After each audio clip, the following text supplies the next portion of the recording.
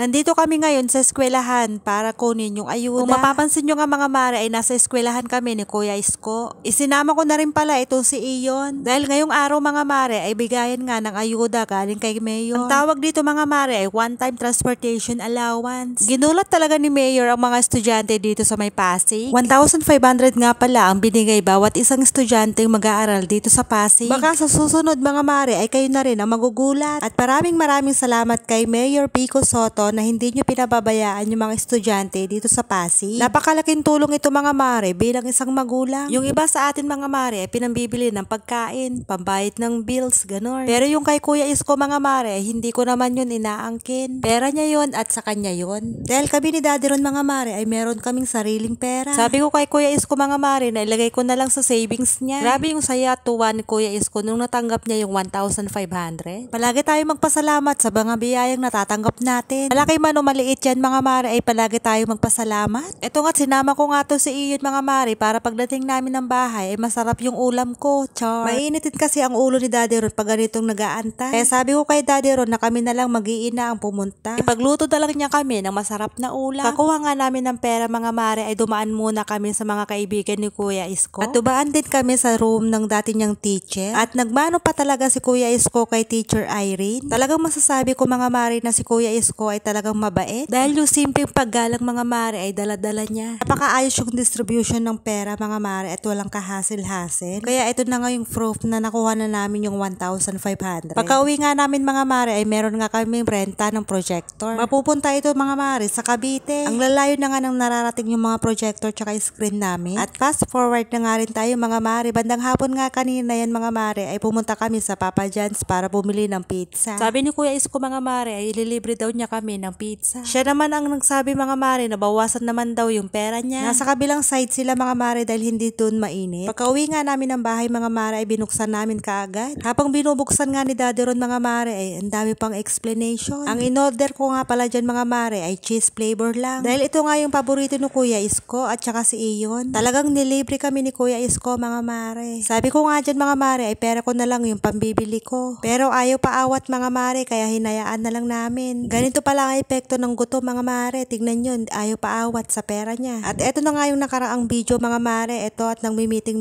kami mga co-parents ko. Nagmi-meeting kami dyan mga mare about dun sa perang ibibigay. At syempre mga mare, nag-elect na rin kami ng president, vice president, ganun. Ang dami namin dito mga co-parents ko, mga Mars. Pagpasensyahan nyo na ako mga mare, pagdating sa paglilinis, sabay hindi nyo ako maaasahan. Pero sa pera, go lang. Char. Uy, joke lang. O siya mga mare, hanggang dito na lang. Salamat sa inyong panonood. Bye!